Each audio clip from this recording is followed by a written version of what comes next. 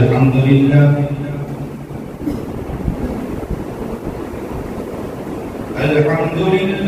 نحمده ونستعينه ونستغفره ونؤمن به ونتوكل عليه ونعوذ بالله من شرور أنفسنا ومن سيئات أعمالنا من يهده الله فلا مضل له ومن يضلله فلا هادي له ونشهد أن لا إله إلا الله وحده لا شريك له ونشهد أن سيدنا ومولانا محمدا عبده ورسوله أما بعد فأعوذ بالله من الشيطان الرجيم بسم الله الرحمن الرحيم وأتموا الحج والعمرة لله صدق الله العظيم وصدق رسوله النبي الكريم ونحن على ذلك من الشاهدين والشاكرين والحمد لله رب العالمين. اللهم صل على سيدنا محمد وعلى آل سيدنا محمد وبارك وسلم. اللهم صل على سيدنا محمد وعلى آل سيدنا محمد وبارك وسلم. اللهم صل على سيدنا محمد وعلى آل سيدنا محمد وبارك وسلم. واجب الاحترام قابل تکریم بزرگان محترم،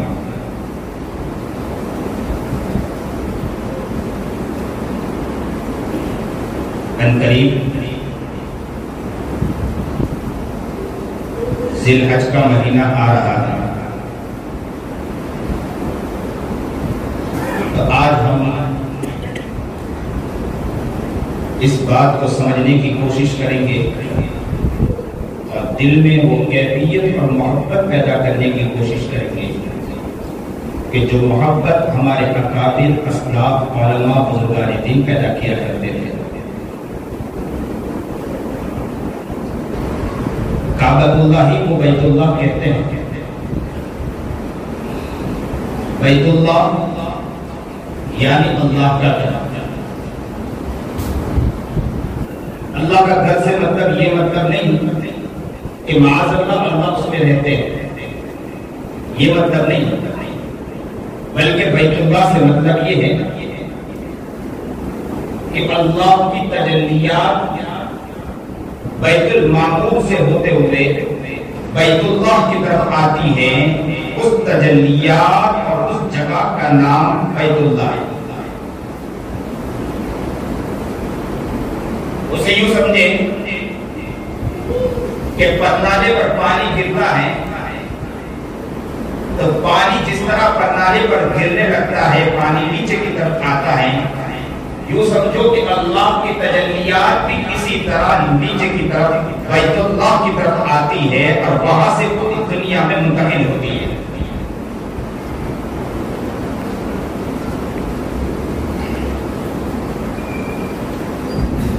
بیت المعمور سے ہوتے ہوئے بیت اللہ، اسی لیے بعض لوگ یہ سمجھتے ہیں کہ اس جگہ کو جو مکان بنا ہوا ہے اگر اسے ہٹا لیا جائے تو بھی بیت اللہ کہا جائے کہ نہ کہا جائے. تو یہاں یہ بات بھی سمجھتے چلیں کہ جو مکان نما بنا ہے اسے ہٹا لیا جائے تب بھی وہ جگہ بیت اللہ ہے. جو تجلیات براہ راست بیت المعمور سے ہوتے ہوئے نیچے تک آتی ہیں زمین تک، یوں نہ سمجھو کہ زمین تک، بلکہ زمین کے نیچے یعنی تہ تک بھی جاتی ہے، نیچے تک بھی جاتی ہیں وہ تجلیات. اس لیے سمندر میں رہتے ہوئے بھی کوئی اگر عبادت کرتا ہے تو ان کا بھی قبلہ جو ہوگا وہ بھی اس تجلیات کی طرف ہی ہوگا. یوں سمجھو کہ تجلیات ایک ستون ہے اور بیت المعمور سے ہوتے ہوئے وہ سیدھا بیت اللہ اور نیچے تک جاتی ہیں اور وہاں سے پوری دنیا کے اندر وہ تجلیات پھیلتی ہیں، پوری دنیا تک منتقل ہوتی ہے. اور سمجھنے کی بات ہے کہ اللہ والے علماء صلحاء بزرگان دین اسی بیت اللہ کو دیکھنے کے لیے اپنے دل میں ذوق رکھتے ہیں، شوق رکھتے ہیں، محبت رکھتے ہیں، پیار رکھتے ہیں اور یہ سوچتے ہیں کہ اس بیت اللہ کو دیکھنے جانا ہے. اور اس بیت اللہ کی محبت میں وہ دیوانہ ہوتے ہیں، سرمست ہوتے ہیں، مجنون ہوتے ہیں اور وہ بالکل اس طرح ایسے دیوانے ہو جاتے ہیں کہ اللہ سے وہ رو کر دعا کرتے ہیں کہ اللہ اس بیت اللہ تک ہمیں پہنچا دے. اس تک پہنچنے کے لیے اپنے دل میں درد رکھتے تھے، پورے رکھتے تھے اور اس کے لیے قربانیاں دیتے تھے، اس کے لیے سبق طے کیا کرتے تھے. سارے سبق اگر جتنا بھی مشکل کن سفر ہو تو سفر کرنے کے لیے وہ تیار رہا کرتے تھے کیونکہ وہ بیت اللہ کو دیکھنا چاہتے تھے. آج ذرا سوچیں کتنے لوگ وہ ہیں کہ جو دعائیں بھی کرتے ہیں اس کے بعد بھی بیت اللہ تک نہیں پہنچ پاتے اور کتنے لوگ ہیں کہ جو ہر سال بیت اللہ تک پہنچ رہے ہیں.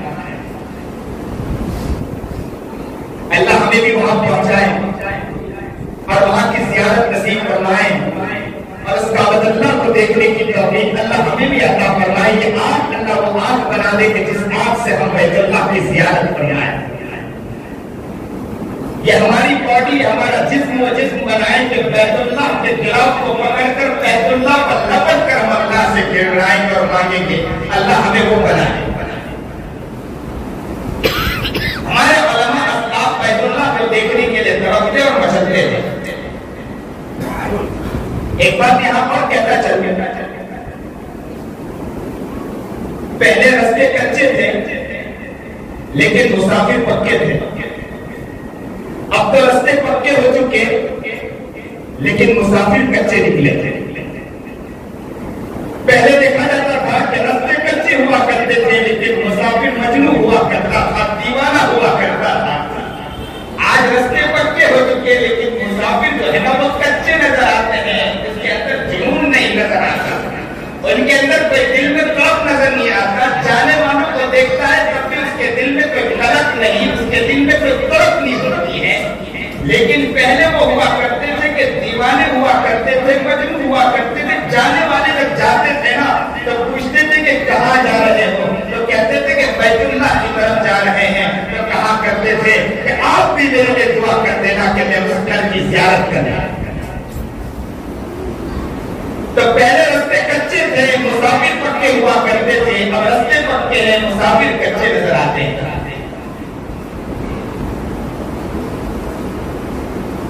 آج میں نے اس موضوع کو چھیڑنا، اس ٹاپک کو چھیڑنے کا مقصد یہ ہے کہ ہمارے دل میں اس بیت اللہ کی محبت پیدا ہو، جنون پیدا ہو، دیوانگی پیدا ہو. راتوں کو بھی ہم روئے کہ اس بیت اللہ کو ہم دیکھیں.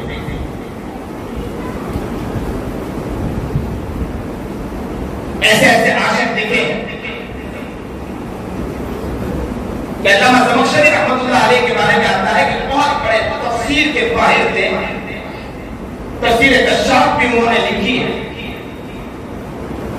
کہ بیت اللہ کے پاس ہی پڑے رہتے تھے، وہیں رہتے تھے، وہیں اپنی زندگی کو بسر کیا کرتے تھے. کہ ان کا نام بیت اللہ کے قریب میں رہنے کی وجہ سے صبح شام بیت اللہ کے پاس زندگی گزارنی، بیت اللہ کے پاس رہتے ہوئے کہ وہاں کے مکہ المکرمہ کے عرب والوں نے ان کا نام جار اللہ کر دیا، نام رکھ دیا جار اللہ، یعنی اللہ کا پڑوسی.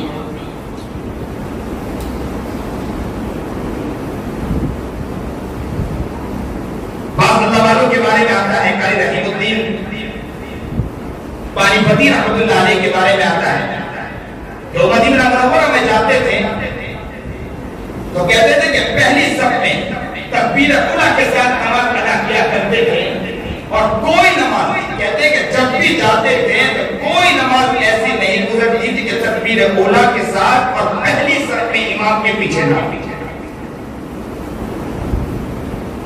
وہاں جانے والوں کو معلوم ہوگا تو وہاں پہلے سے سب کر جایا کرتی، جگہ ملتی نہیں، لیکن ان کے اندر ایک توق تھی، مچل تھی، وہ پہلے سے تیار، تہجد سے اس سے پہلے سے تیار ہوتے تھے اور پہلے سے جا کر بیٹھ جایا کرتے تھے۔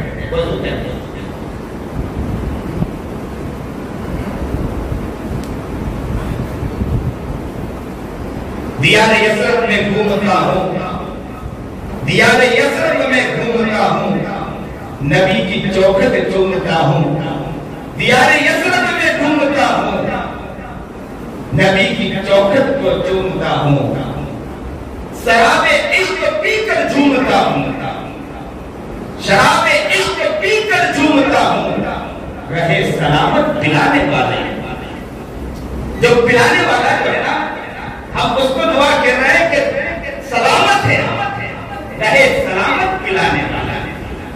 دیار یثرب میں گھومتا ہوں یعنی مدینے کے دیار میں گھومتا ہوں اور نبی کی چوکھٹ کو چومتا ہوں، دیار یثرب میں گھومتا ہوں، نبی کی چوکھٹ کو چومتا ہوں، شراب عشق پی کر جھومتا ہوں، عشق کا شراب پی کر جھومتا ہوں، رہے سلامت پلانے والا۔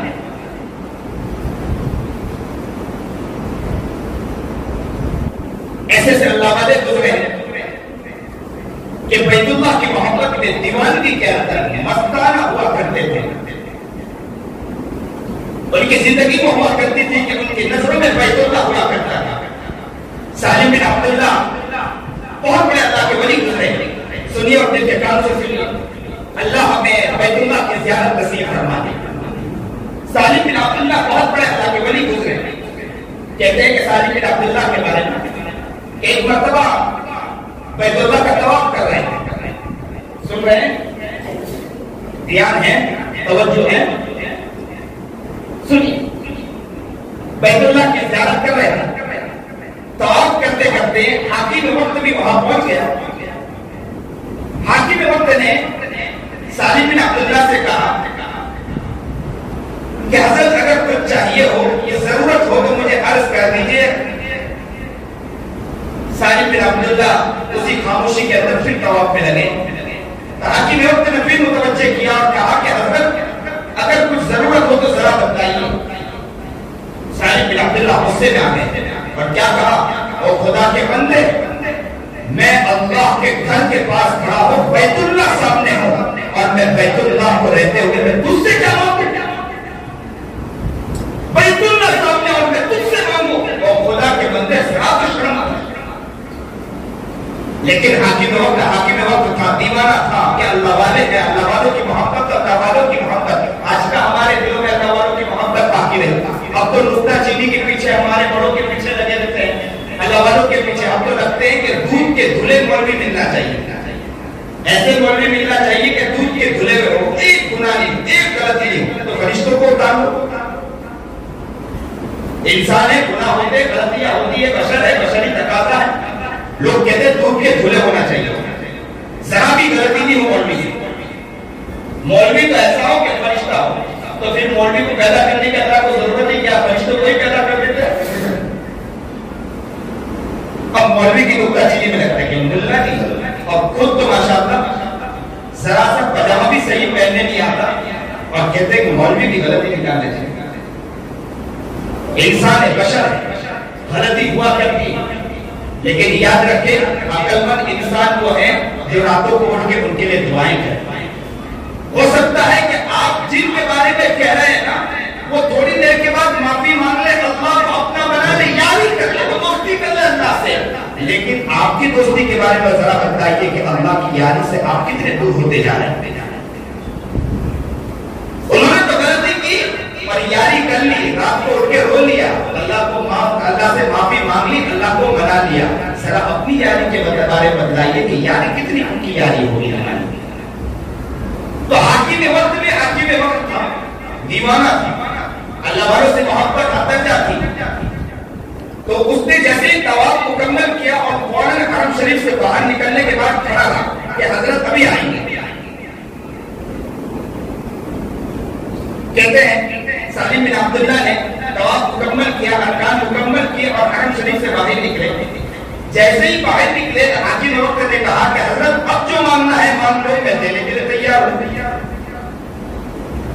اب جو مانگنا ہے مانگنے میں دینے کے لیے تیار ہوں. حضرت جو چاہے آپ مانگے. حضرت نے کہا کہ دین مانگو یا دنیا مانگو. عجیب بات. سالم بن عبداللہ نے کیا کہا کہ دین مانگو یا دنیا مانگو. حاکم وقت نے سوچا کہ دین کے معاملے میں تو سالم بن عبداللہ ہی بہت آگے ہے، میں کہاں اس لائق ہوں کہ دین کے معاملے میں کچھ کہہ سکوں. وہ تو ولی کامل ہے، میں تو یہ نہیں کہہ سکتا ہوں کہ کچھ چیز عطا نہیں کر سکتا ہوں. دین کے معاملے میں میں آگے تو نہیں بڑھ سکتا ہوں. دین کے معاملے میں اللہ نے انہیں ایک مقام عطا فرمایا، مرتبہ عطا فرمایا، میں ان کے مقام تک بھی پہنچ نہیں سکتا ہوں. تو دھیرے سے کہا کہ حضرت دنیا سے جو مانگنا چاہے مانگ سکتے ہیں. تو سالم بن عبداللہ نے بہت پیاری بات کہی. کیا کہا سن رہے ہو؟ دل کے کانوں سنیے. سالم بن عبداللہ نے کہا جس نے دنیا پیدا کی اس سے نہیں مانگا تو میں اس سے کیا مانگا. اللہ اکبر کبیرہ. اے اللہ وہ دیوان کے ہمارے دلوں میں عطا فرما. کہا کہ جس نے دنیا پیدا کی اس سے نہیں مانگا میں اس سے مانگوں. اس سے تو میں اپنی یاری مانگتا ہوں، اللہ کی یاری مانگتا ہوں، اس کی محبت مانگتا ہوں، اس کے پیار مانگتا ہوں. میں تجھ سے مانگتے نہیں. کیا مانگا؟ وہ اللہ کو دیکھنے کے بعد دنیا کو دیکھتے نہیں تھے. اللہ سے یاری کے بعد دنیا کی یاری ان کے قریب نہیں آتی تھی. اے مسلمانوں، ہم اپنے دل کی طرف جھانک کر دیکھیں کہ یاری ہے تو کہاں کی یاری ہے اور یاری نہیں تو کہاں کی یاری نہیں. دوست تو ہزاروں ہم نے بنا لیے، بھائی تو ہزاروں ہم نے بنا لیے، لیکن یار نہیں بنایا تو اللہ کو ابھی تک یار نہیں بنایا.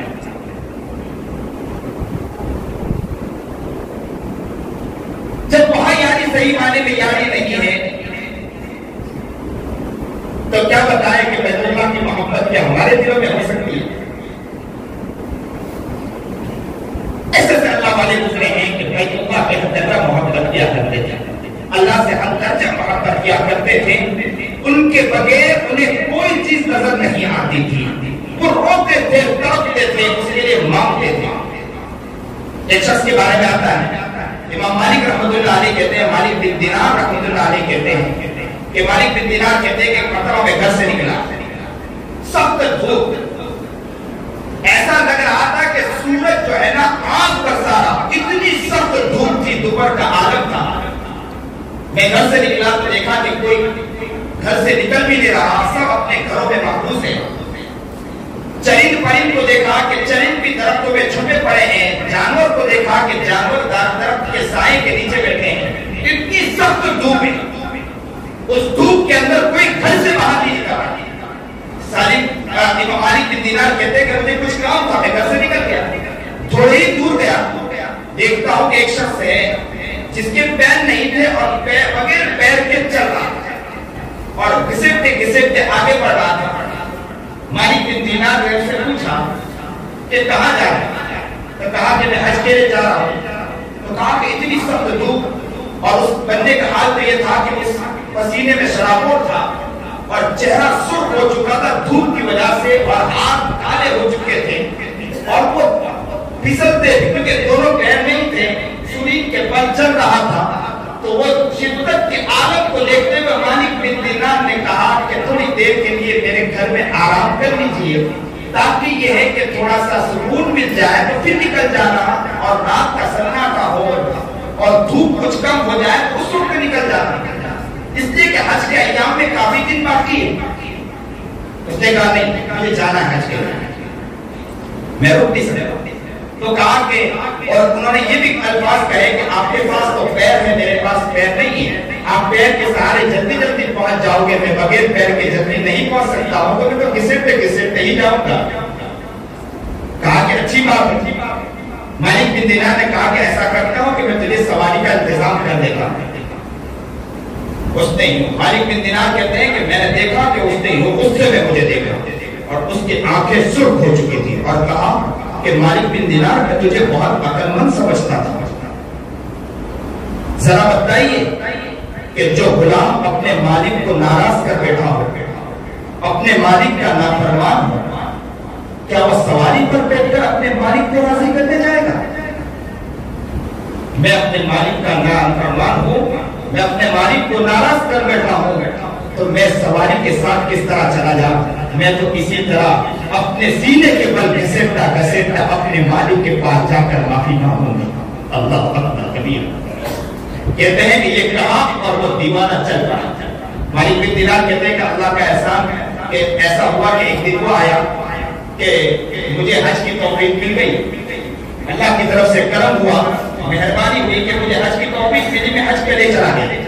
بولے میں جب حج کے لیے جب وہاں پہنچا، جب اس حج میں نے پورے حج ارکان ادا کیے، سارے ارکان ادا کیے، عرفات اور ساری چیزیں ادا کر کے شیطان کو کنکر مارا کہ دیکھا کہ کچھ لوگ ہجوم اور کچھ لوگ کھڑے ہیں، گرد لگا کے کھڑے ہیں۔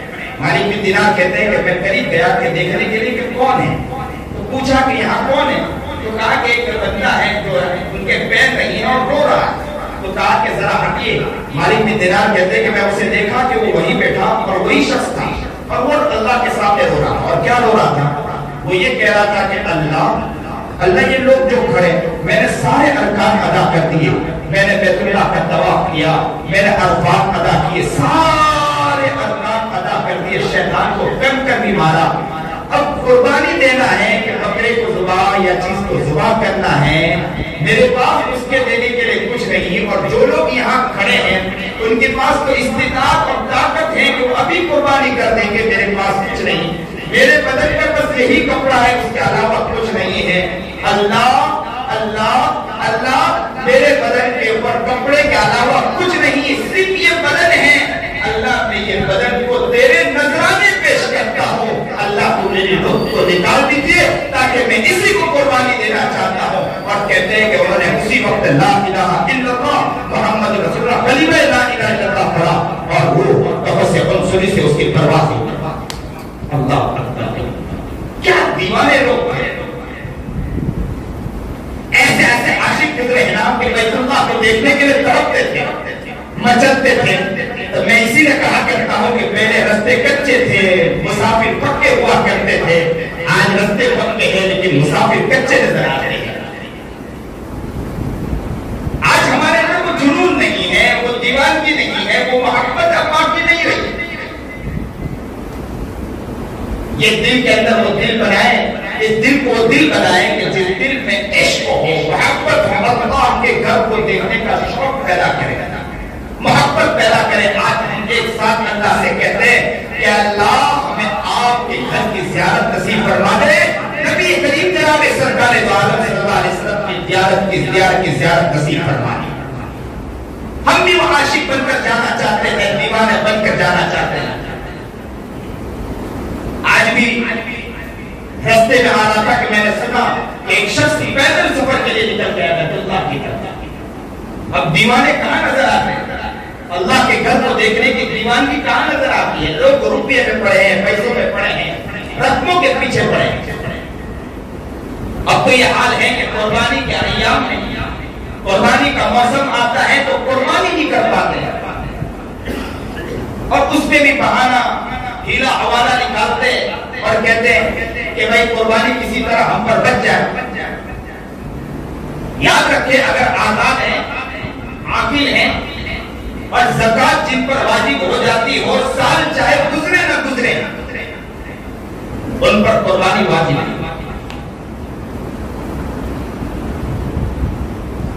ہمیں یہ محبت دل میں لانا چاہیے، عشق لانا چاہیے۔ اللہ کی جب تک محبت نہیں، یاد رکھو کہ ہم کامیاب نہیں ہیں۔ ایک واقعہ مجھے یاد آیا گوالیہ کے بارے میں، جنہیں نقل کیا مولانا ادریس صاحب نے، مولانا ادریس کاکھلوی رحمۃ اللہ علیہ۔ بہت پیارا واقعہ نکل گیا، سنیے اور دل کے کان سنیے۔ کہتے ہیں کہ گوالیہ ایسا عاشق تھا، دودھ کا دوہنے والا، گائے کو چرانے والا،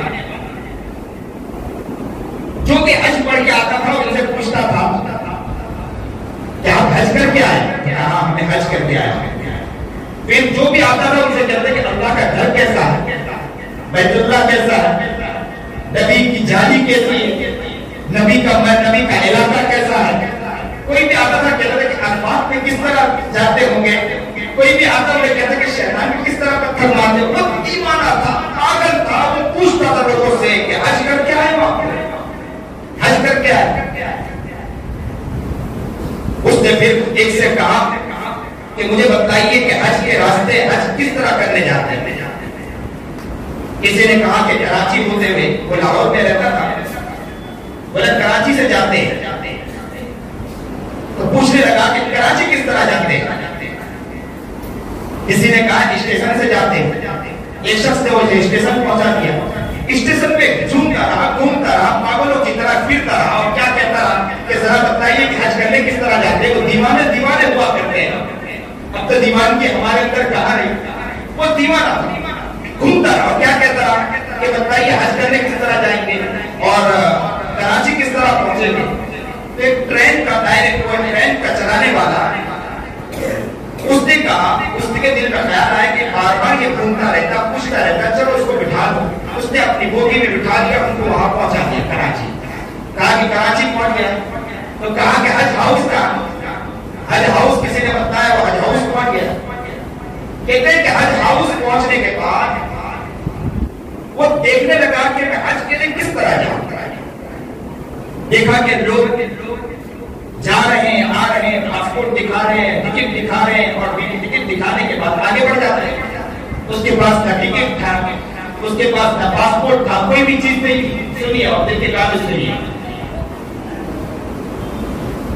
اب گوالیہ کو دیوانہ تھا, پہنچ گیا, اور پہنچنے کے بعد کس طرح متوجہ رہی, پہنچ گیا. اور پہنچنے کے بعد جب اس نے دیکھا کہ لوگ جا رہے ہیں, آ رہے ہیں, اور وہ دیوانہ اللہ سے دعا کرتا رہا کہ اللہ میرے لیے کوئی راستہ کھول دے. اس کے دل میں اچانک خیال آیا کہ پولی جو ہے نا, وہ سامان لے کر جا رہے ہیں اور سامان رکھ رہے ہیں اندر, کشتی میں جا رہے ہیں, سامان لے رہے ہیں. پہلے تو جہاز کے ذریعے جایا کرتے تھے, سمندر کے راستے سے. تو کہا کہ پولی کو دیکھا کہ پولی سامان لے کر اندر رکھتے جا رہے ہیں. اس نے پولیس سے دوستی کی اور کہا کہ آپ ایسا کیجئے کہ مجھے حج کا بہت شوق ہے. اس کے منت اور پیر پڑنے لگ گیا اور کہا کہ مجھے ایسا کیجئے, آپ اپنا جو پہنا ہوا ہے نا, جو کپڑا پہنا ہوا, جو کرتا پہنا, وہ آپ مجھے دے دیے. خاص قسم کا کپڑا پہنایا جاتا ہے جسے ہم لوگ آج کے زمانے میں یہاں پر کہتے ہیں کہ اسکول کہتے ہیں یونیفارم, یا دوسری جگہ پر یونیفارم پہنایا جاتا ہے. وہ یونیفارم کی طرح پہنا ہوا تھا. تو کہا کہ یہ یونیفارم مجھے دے دیجئے تاکہ میں اندر چلا جاؤں, اور جب اندر چلا جاؤں گا سامان رکھنے کے بعد میں کسی کے ہاتھوں یہ سامنے کپڑا پہنچا دوں, یہ یونیفارم تیرا پہنچا دوں. اس کولی نے مان لیا. اس کی دیوانگی کو دیکھتے کہتے کہ وہ سامان لیا اور سامان لے کر اندر گیا کشتی میں, اور جانے کے بعد اب تو کولی تھا, کولی کی وجہ سے چیکنگ تو ہوئی نہیں, اندر چلا گیا. کہتے دیوانے ایسے بھی ہوا کرتے, اندر پہنچ گیا. پہنچنے کے بعد کسی کے ہاتھوں اس نے کپڑے پہنچا دیے باہر, اور اپنے کپڑے پہن لیے اور اندر ہی چھپ کر بیٹھ گیا. جہاز نکل پڑا. کئی دن کے مسافت طے کرنے کے بعد جیسے جیسے قریب ہونے لگا, وہ کبھی ادھر گزر کرتا, رات بسر کرتا, کبھی ادھر رات بسر کرتا, چھپ کے رات بسر کرتا رہتا. راتوں کو سب لوگ اپنے کمرے میں جا کے آرام کرتے, اچھے بستر پر آرام کرتے. یہ بیچارہ چھپ کے آرام کرتا تھا اور بھوکا رات گزار کے, کس لیے دیوانگی کے اندر جا رہا تھا کہ مجھے بیت اللہ کی زیارت کرنی ہے. اللہ اکبر کبیرہ. کہتے ہیں کہ جیسے جیسے قریب آئے, اس نے اسے دوستی کر لی تھی اور کہا کہ جیسے جدہ قریب آ جائے تو مجھے بتلانا کہ جدہ قریب آ چکا. تو کسی نے بتایا, کیونکہ وہاں اترنے کے بعد باہر کس طرح نکلے, وہاں تو کوئی پولی دوستی نہیں ہے. تو جیسے جدہ قریب آنے گیا, اس شخص نے کہا کہ جدہ قریب آ گیا. جیسے اس نے کہا کہ جدہ قریب اور پورٹ قریب تھا, وہ شخص اوپر چڑھا. اوپر چڑھنے کے بعد چھلانگ مارتی پانی کے اندر. وہ شخص کہنے لگا, تعجب کرنے لگا کہ اس نے چھلانگ ماری, اور تھوڑی دیر وہ دیکھتا رہا کہ وہ اوپر آ جائے گا, لیکن وہ پانی کے اندر چلا گیا. پتہ نہ چلا کہ کہاں چلا گیا. وہ شخص کہتا ہے کہ میں تو چلا گیا. میں جب وہاں پہنچا, حج کے درمیان حج کیا, سارے ارکان ادا کیے, حرم شریف سے میں باہر نکل رہا تھا. تو اچانک وہی گوالیہ نظر آیا، تو میں نے اسے دوڑ کر پکڑا اور اس گوالیے سے پوچھا کہ آپ ادھر آپ وہی ہو نا؟ تو کہا میں وہی ہوں، اور اس نے ماشاءاللہ جبہ پہنا ہوا تھا، عرب کا جبہ پہنا ہوا تھا، اور کہا آپ وہی ہو؟ تو کہا میں وہی ہوں۔ تو کہا آپ کیسے یہاں پہنچے؟ آپ تو پانی میں ڈوب چکے تھے۔ تو کہا چلیے ذرا باہر نکلیے، ابھی میں آپ کو واقعہ بتاتا ہوں، پورا واقعہ۔ بولے باہر نکلے، اچانک ایک نئی گاڑی کھڑی تھی، بہترین گاڑی کھڑی تھی، وہاں کھڑی تھی، اور ڈرائیور راہ دیکھ رہا تھا۔ جیسے وہ شخص آیا گاڑی میں بیٹھا، ڈرائیور نے گاڑی چلائی، اس شخص کو بٹھایا کہ تم بھی بیٹھ جاؤ، اور وہ گاڑی میں دونوں آگے بڑھ گئے۔ کہتے ہیں کہ وہ اپنے ایک بہترین بنگلہ نما گھر کے پاس پہنچا، اور وہاں گاڑی روکا، اور روکنے کے بعد کہا چلیے میرا گھر ہے، اور اس بنگلے کے اندر گئے۔ بنگلے کے اندر جا کر بیٹھے تو کہتے ہیں کہ اندر دیکھا تو بہترین منظر نما۔ کہتے ہیں اندر جا کر بیٹھے، اس شخص نے کہا کہ ذرا مشروبات لائیے، کھانا لائیے، چیزیں لائیے۔ اپنے خادموں سے کہا، خادموں نے کھانا لا کر پیش کیا۔ وہ شخص سمجھ نہیں پایا، اس شخص نے کہا کہ ذرا اپنا واقعہ تو بتائیے، آپ نے تو پانی میں ڈبکی مار دی تھی، زندگی ایسے لگا کہ ختم ہو چکی، اور آج آپ یہ منظر آپ کا دیکھ رہا ہوں، مجھے سمجھ بھی نہیں آتا، ذرا واقعہ بتائیے۔ اس نے کہا کہ چلو میں آپ کو راز کی بات بتاتا ہوں۔ بات دراصل یہ ہے کہ جیسے ہی میں نے وہاں پھلانگ ماری اور میں پانی میں ڈوبنے لگا، تو میں نے اللہ سے دعا کی کہ اللہ، میں تو آپ کے گھر کو دیکھنے کے لیے تڑپ رہا تھا، میں آپ کے گھر کو دیکھنے کے لیے میں چل رہا تھا، تو اسی لیے دوڑنے لگا رہا تھا کہ میں آپ کے گھر کو دیکھوں۔ اللہ تجھے مجھے بچانے والا ہے، اللہ تجھے ہی مجھے یہاں سے نکالنے والا ہے۔ کہتے ہیں میں نے وہاں ڈبکی لگائی تو کہا کہ پانی منہ میں جانے لگا، لیکن پانی کے جو لپٹ آ رہی تھی اس نے مجھے باہر نکال کے پھینک دیا۔ میں دور پڑا تھا، میرے منہ میں پانی جا چکا تھا۔ رات کے تہجد کے عالم میں میری اچانک آنکھ کھلی، مجھے ہوش آیا، میں اٹھا۔ اٹھنے کے بعد دیکھنے لگا کہ ہر جگہ وہاں پر کڑے لگے ہوئے تھے اور پورا دیوان نما بنایا ہوا تھا، اندر تو جا نہیں سکتا تھا۔ میں وہاں نہ دیکھنے لگا کہ کوئی نہ کوئی واقعہ منظر نما ہو جائے، کہ مجھے یہاں سے نکلنے کا راستہ مل جائے۔ کہ میں دیکھتا ہوں کہ ایک جگہ پر دوسری جگہ پر ایک کوٹھی جیسی بنی ہوئی تھی، اس کوٹھی میں ایک گائے کھڑی تھی اور دو شخص اس گائے کا دودھ نکال رہے تھے۔ میں وہاں گیا اور وہاں جا کر، اس لیے کہ پہلے سے آگ کو لگا ہوا تھا، میں جا کر بیٹھ گیا۔ میں دیکھنے لگا کہ وہ دودھ نکال رہا، لیکن وہ دودھ نکال نہیں پا رہا، گائے اسے لات مار کے پھینک دیتی ہے۔ پھر میں وہ دودھ نکالنے کی کوشش کرتا، وہ لات مار کے پھینک دیتی ہے۔ تو کہتے ہیں کہ میں دیکھتا رہا، تو میں نے اسے اشارے میں کہا، کیونکہ وہ عربی تھے، میں نے اشارے میں کہا کہ مجھے دودھ نکالتے آتا، کیونکہ وہ تو گائے دھونے والا تھا، کہا مجھے دودھ نکالتے آتا۔ تو انہوں نے کہا تجھے نکالتے آتا؟ کہاں نکالتے آتا۔ تو فوراً وہ لوگ دونوں وہ پہنچے اپنے ڈائریکٹر کے پاس، اور وہ سیپے وہی کا یعنی دروازہ کھولنے والا اور بند کرنے والا تھا، وہ ڈائریکٹر تھا۔ اس کا بچہ بیمار تھا، ڈاکٹروں نے کہہ دیا تھا کہ گائے کا دودھ اسے پلایا جائے، لیکن مزدور لوگ دودھ تو نکالتے تھے، دودھ کثرت سے نہیں نکل پاتا، تھوڑا نکل پا رہا تھا، جس کی وجہ سے بچہ سیراب نہیں ہو پاتا تھا۔ تو کہتے ہیں کہ جس نے جیسے ہی وہ دیکھا تو ڈائریکٹر کے پاس گئے، ڈائریکٹر نے فوراً کہا، سپیٹ کے ڈائریکٹر نے، کہ آپ جائیے چابی لیجیے اور دروازہ کھولیے، اسے اندر لائیے۔ اندر لایا گیا، اس نے اس کا جو ایک حربہ تھا، گائے کو جس طرح سہلانے کا سہلایا اور دودھ نکالنا شروع کیا گائے، اور یہ کہتے ہیں کہ 8 اور یا 10 کلو اس نے دودھ نکالا، اور دودھ نکال کر پیش کیا۔ گھر والے بہت خوش ہو گئے، عورت بھی خوش ہو گئے، گھر کے سارے افراد خوش ہو گئے۔ یہ حال دیکھ کر گھر کے ایک ایک افراد خوش ہو گئے۔ ان میں سے اس کی عورت نے کہا اپنے شوہر کو کہ انہیں یہیں رکھ لیجئے، ان کی وجہ سے ہمارا بڑا فائدہ ہے۔ کہتے ہیں کہ دودھ نکالنے لگا۔ ایک دن ایسا ہوا کہ اسی شخص نے، اس کی عورت نے دوسرے دن اپنے باپ کو فون کیا اور کہا کہ ابا ایک شخص ایسا آیا ہے کہ جو دودھ نکالتا ہے، 8-10 کلو دودھ نکال لیتا ہے، میرا بچہ بھی سیراب ہو جاتا ہے۔ تو اس شخص نے اپنے داماد کو فون لگایا اور کہا کہ جو شخص آیا اسے میرے گھر میں بھیج دیں، اس لیے کہ میرے پاس 200 گائے ہیں، دودھ نکالنے میں بڑی پریشانی ہو رہی ہے، یہ شخص آ جائے گا تو بڑا فائدہ ہوگا۔ تو کہتے ہیں کہ یہاں سے انہیں وہاں پہنچا دیا گیا۔ جب وہاں پہنچا تو پہنچنے کے بعد انہیں کہا کہ دودھ نکالنا ہے، تو اس نے کہا میں تو حج کے لیے آیا ہوں۔ تو کہا کہ آپ کو دودھ نکالنا ہے، تو کہا اچھی بات ہے۔ تو کہا کہ ایک دن دودھ نکال کے دیا، سارے گائےوں میں سے کئی سو کلو دودھ نکال کے دیا۔ وہ شخص اتنا خوش ہوا، اس نے کہا آپ کو یہیں رہنا ہے؟ تو اس نے کہا میں تو یہاں رہوں گا، لیکن میں تو حج کے لیے آیا۔ تو کہتے ہیں کہ دوسرے دن بھی وہ شخص نے پھر دودھ نکالا، وہ شخص نے پھر کہا تمہیں یہی رہنا ہے؟ اس نے کہا میں تو یہی رہوں گا لیکن مجھے دودھ نکالنا ہے، مجھے تو حج کے لیے جانا ہے۔ پھر تیسرے دن بھی اس شخص نے کہا کہ تمہیں یہی رہنا ہے؟ تو کہا میں تو حج کے لیے اللہ کے گھر کے لیے آیا ہوں۔ تو اس نے کہا کہ اچھی بات ہے، میں اللہ کے گھر کی زیارت کروا دیتا ہوں۔ تو اسے حج کے لیے بھیج دیا۔ بولے میں حج کر کے جیسے ہی گھر پر پہنچا تو جیسے ہی میں اس جگہ پر پہنچا، مالک کے پاس پہنچا، تو میں نے مالک سے کہا کہ میں اپنے گھر جانا چاہتا ہوں کہ میری امی بھی ہے، میرے بچے بھی ہیں، میرے گھر کے سارے افراد ہیں۔ تو اس شخص نے کہا کہ میں تیرے سارے بچوں کو بلا لوں، تیرے بیوی کو بلا لوں، تیرے گھر کے سارے افراد کو بلا لوں، میرے پاس حویلی ہے تو تجھے حویلی دیتا ہوں، میرے پاس ڈرائیور ہے میں ڈرائیور دیتا ہوں، میرے پاس گاڑی ہے میں تجھے گاڑی دیتا ہوں، تجھے جتنا حج کرنا ہے حج کر لے۔ تو کہتا ہے کہ میں نے اللہ کی وہ محبت میرے دل میں لے کر چلا تھا، علاقے گھوم رہا تھا، کہہ رہا تھا کہ مجھے بتائیے کہ کراچی کہاں ہے، کہہ رہا تھا کہ مجھے بتائیے حج ہاؤس کہاں ہے، میں میرے رب کی زیارت کرنا چاہتا ہوں، میں میرے رب کو دیکھنا چاہتا ہوں، میں بیت اللہ کا منظر دیکھنا چاہتا ہوں، میں اللہ کے گھر کو دیکھنا چاہتا ہوں۔ میری وہ دیوانگی، میری وہ مدہوشی، میری وہ پاگل پنی اللہ نے وہ لاج رکھی کہ اسی علاقے میں اللہ نے میرا گھر بنا۔ اللہ اکبر کبیرہ، کیا منظر ہے، کیا لوگ رونے والے، کیا تڑپنے والے لوگوں، ہمارا دل مر چکا ہے، ایسا لگتا ہے کہ ہمارا دل مر چکا ہے، مر چکا ہے، دل ہمارا غافل ہو چکا ہے۔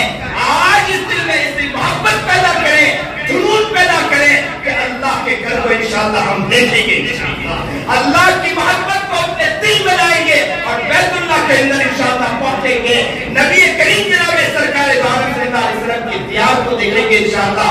دیار یثرب میں گھومتا ہوں، دیار یثرب میں گھومتا ہوں، نبی کی دہلیز کو چومتا ہوں، نبی کی چوکھٹ کو چومتا ہوں، شراب عشق پی کر جھومتا ہوں، شراب عشق پی کر جھومتا ہوں، شراب عشق پی کر جھومتا ہوں۔ رہے سلامت پلانے والے لوگوں، اس دل میں اس محبت کو پیدا کریں، اللہ کے گھر کو دیکھنے کی محبت پیدا کریں۔ یہ موسم اور یہ وقت جو یہ مہینہ قریب آ رہا ہے، ذی الحجہ کا مہینہ، لوگ دیوانے جا رہے ہیں اللہ کے گھر کی طرف۔ ہم بھی دیوانے بن جائیں، اللہ سے دعا کریں کہ اللہ ہمیں بھی وہ دیوانہ بنا دے، اللہ ہمیں بھی وہ محبت عطا فرما دے۔ جو بات کہی گئی، سنی گئی، اللہ عمل کی توفیق بھی عطا فرمائے، اللہ وہ محبت اور وہ دیوانگی بھی ہمارے دلوں میں عطا فرمائے، عشق رسول عطا فرمائے، عشق الہی عطا فرمائے، اللہ عمل کی توفیق عطا فرمائے۔